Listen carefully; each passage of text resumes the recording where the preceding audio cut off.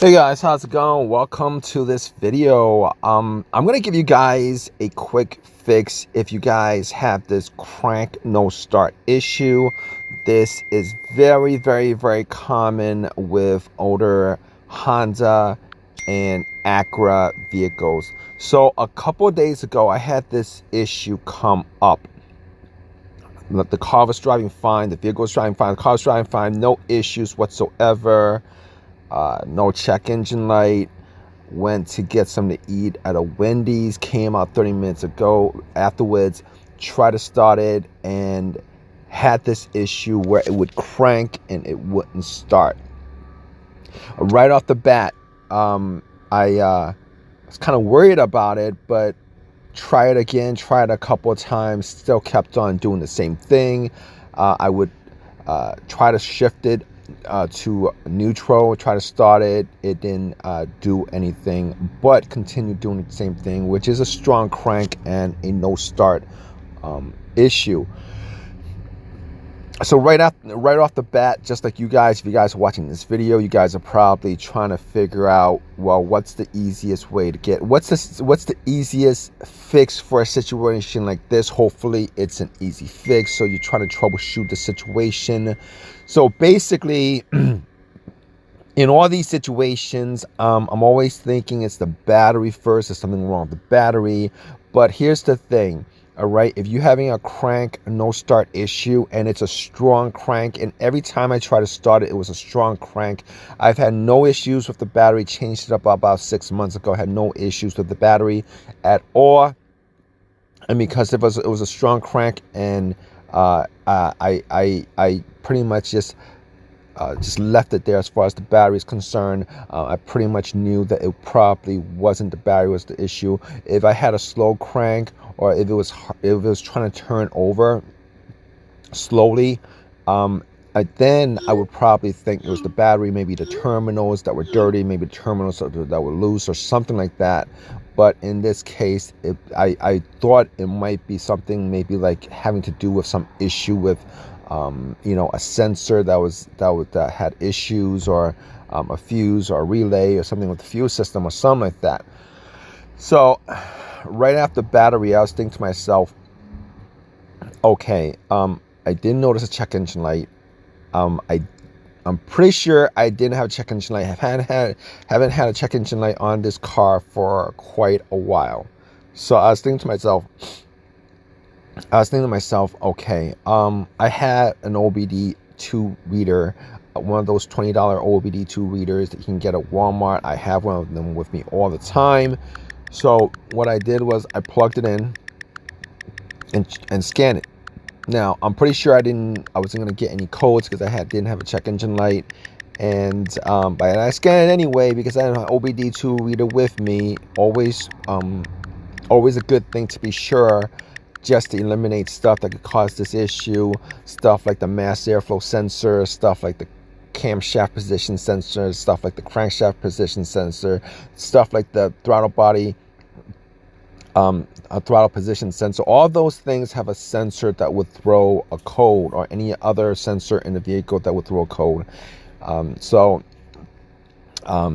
It read all the way through, which is good, because when it read all the way through, I was pretty sure I didn't have to worry about maybe an ECU issue or anything like that, and came up with 0 issues, no codes, no trouble codes.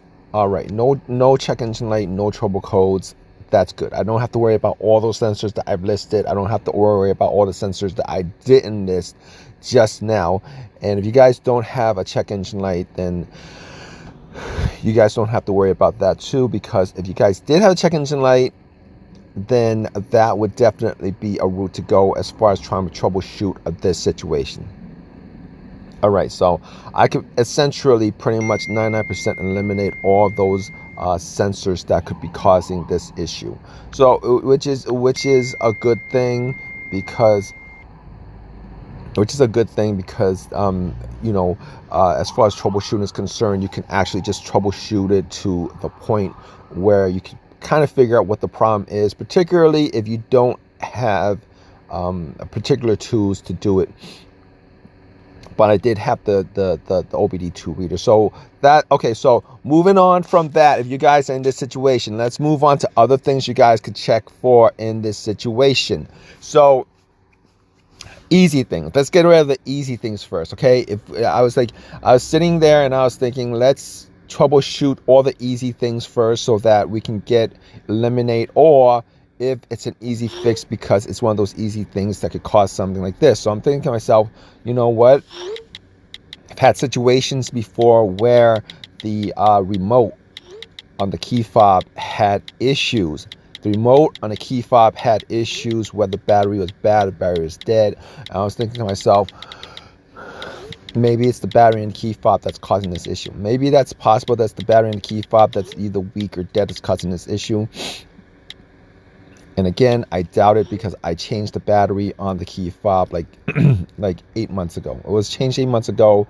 It wouldn't die out this fast. On top of that, everything on the remote works. All right, everything on the remote works. If you have a battery issue on the remote, your remote's not going to work. Your doors, the door lock's not going to go up and down, and none of those work. Well, it will work sporadically sometimes. So I could eliminate that. So that gets eliminated. All right. So my next step after that was I pretty much is to look at the fuses. Now, here's the thing. All right. I didn't have a fuse tester with me. All right. I was looking at the fuse box just to see if I could smell any kind of burnt smell. I was looking at the fuse box to see whether there was any kind of brownish burnt appearance on any of the fuses. Looked under the hood, checked out all the fuses under the hood to see whether that's the problem. Didn't notice any of it. And then I was trying to look at the fuse box under the steering wheel, but didn't have enough light. Couldn't actually figure out from eyesight where couldn't actually figure out. So I was thinking to myself, let me figure out what's something that's common to Hondas and Acuras that would cause this situation. Now, it was pretty warm out, and I've known about this particular situation that occurs mostly with Hondas and Acuras, and that is the fuel pump relay. All right, because I couldn't figure out the whether the fuses were blown, or I couldn't figure out 100% for a fact that a certain fuse was blown, etc., etc. I was like, maybe it's probably the fuel system. All right, now if I had starter fuel on me, I would spray some starter fuel fluid inside the intake and try to start it. If it started up for like a second or two and then it dies out, then I would know for a fact that it's not something that I know something that I would know that it was something that was related to the fuel system. But seeing as how this situation was getting to the point where I would need some tools and stuff, tools like a fuel tester to check it out, I was thinking to myself, you know what, let me just I know of this particular situation that happens quite a bit with older Hondas and Acuras, and that's if it's the fuel system, it's either going to be a couple of things: either the fuel pump filter that's clogged, or the fuel pump relays. All right, and because it's cranking and not starting, I was thinking that it's probably the fuel system, but I can't 100% say that for a fact, because it could possibly be a fuse that's blown. All right, but in any case, I like you, I was watching videos. I looked up a lot of things, and apparently with Hondas, there is an issue with the fuel pump of the main. It's called main fuel pump relay. It's called PGMFI relay. I'm sorry, it's the fuel pump relay, PGMFI main relay. And I was hoping that was the problem. I was hoping that that was the problem, which would be a relatively easy fix, or some kind of fuse blown, because changing out the fuel pump is not the worst case scenario. It's really not the worst case scenario, but I'd rather change out a relay or a fuse or something like that. I was thinking about it. It's probably not the fuel filter, because if it was the fuel filter, you would have you wouldn't have just a crank no start. You would have like a sporadic starting and it dies out suddenly, etc., etc. But anyway, I kind of just didn't go in that direction as far as the fuel filter. Okay, so the PGMI main relay. Now at this point, I was like, you know what? Let me get a fuse, a couple tools that I didn't have with me. There was an AutoZone nearby. I walked to the AutoZone and I got a couple things. Okay, I bought some starter fluid. I bought a fuse tester, and I bought the PGMFI